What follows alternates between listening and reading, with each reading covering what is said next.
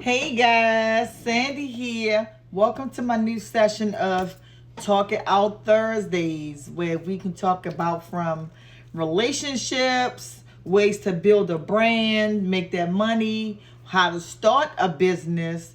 We can talk about do-it-yourself items. It's whatever the soul may feel and bring to you at that moment. But today, I wanted to talk about how to heal from relationships and the seven steps that I follow in the past that I received from my therapist on how to move on from a fair relationship. So let's talk about it. Session one, I'm going to say, allow yourself time to grieve. Accept that it's okay to feel sad and angry or even upset. Or sometimes you may feel relieved. Now, I felt relief when my first marriage finally was over because I know I did my thing in the past and I know I played a major role in the marriage not working. I wanted to wear the pants and the skirt. I wanted to be the head and the tail. I wanted to be the man and the woman. So I didn't allow my first husband to be my husband because I was so busy trying to be this strong black woman that we all claim to be. So I took that being a strong black woman to heart. It wasn't until I met my person, and he being with him in that short period of time, we met on the job. I'm gonna tell you about that. We met on the job one day, and I was like, "Oh my God!" And it was during COVID, and I was like, we had masks on, but his eyes was like, I'm like, "Oh my God, he is." I said, "Oh, I'm gonna get that." I got it. But anywho, so being with my second husband, we didn't get married until 2 years later, but I knew at that moment like he was my person. Like I was gonna be with him, even if he knew it or not. God, y'all, like, let me tell y'all, I said, used to be at work. I said, have him doing my work and his work. I said, call him like, Will. He was like, looking around. I said, be hiding behind little boxes and stuff, calling his name. So, anywho, so being with him and those 2 years, he brought out the soft side of me. Like, he didn't let me open up car doors. When we go out to go eat, or we was home, I'm ready to sit in the chair. He'd pull the chair out for me. Like I never had a man do that for me. So that was a major plus, and that's why I knew he was my person. We would go out. He always was the first to whip that card out. He was the first guy to say, "Here, babe, take my card." So yeah, I'm off topic anywho, but that was my person. So I allowed him to be the man in the relationship, and I didn't feel the need to be the head and the tail. So next, so don't suppress your emotions.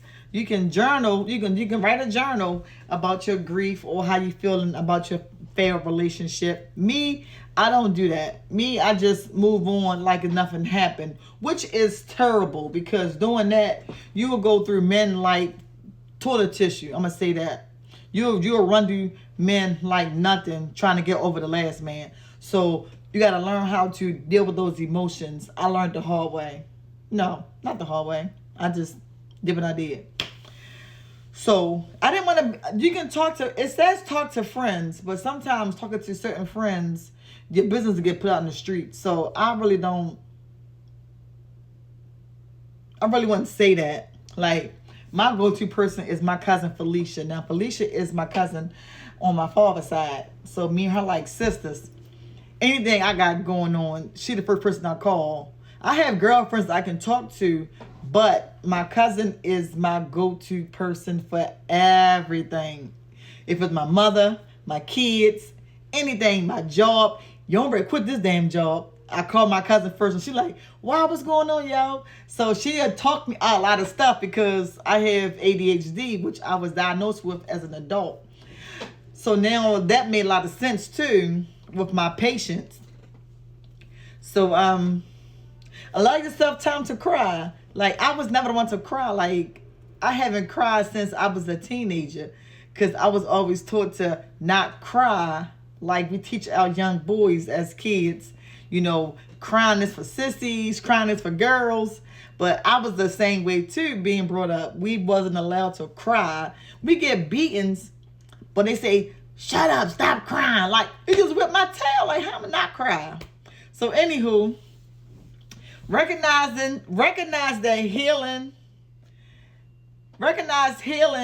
doesn't take, no, I'm going to say this.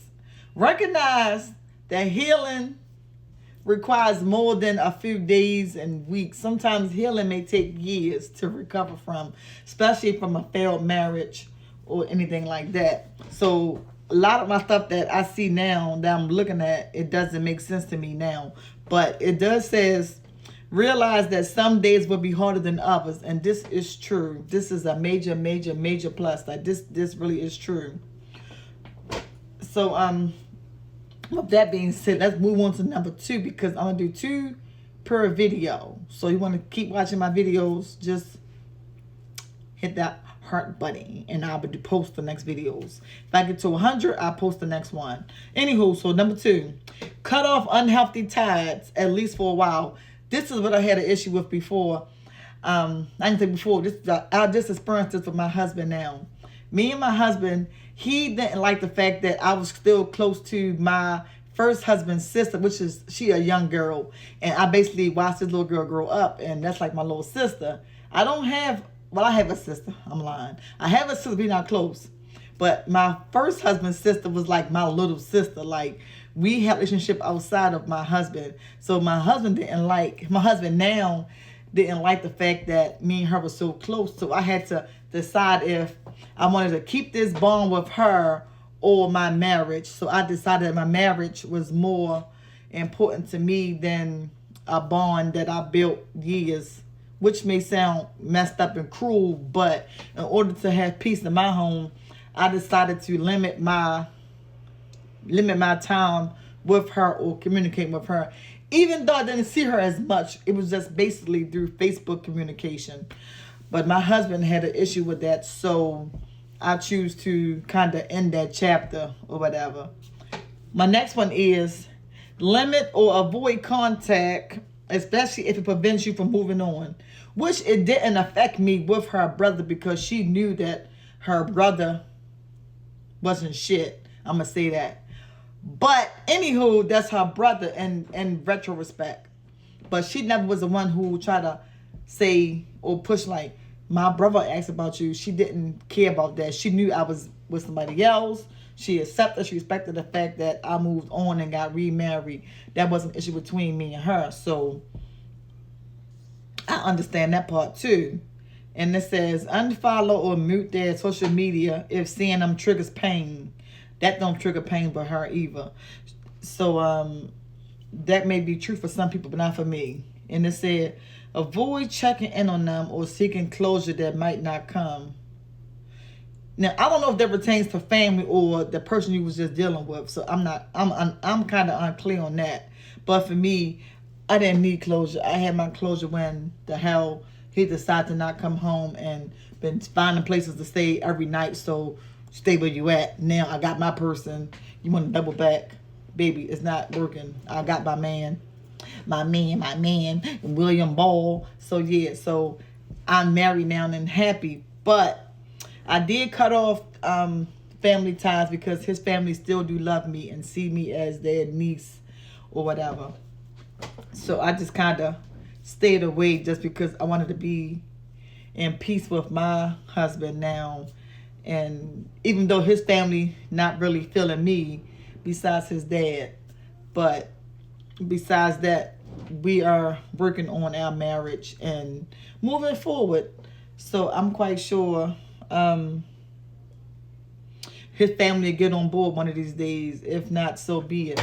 But me and my husband will continue to build this marriage even stronger, brick by brick. And I know that he is happy that I'm no longer in contact with my previous husband family. So that's a plus. And I'm in this with, I love you, husband.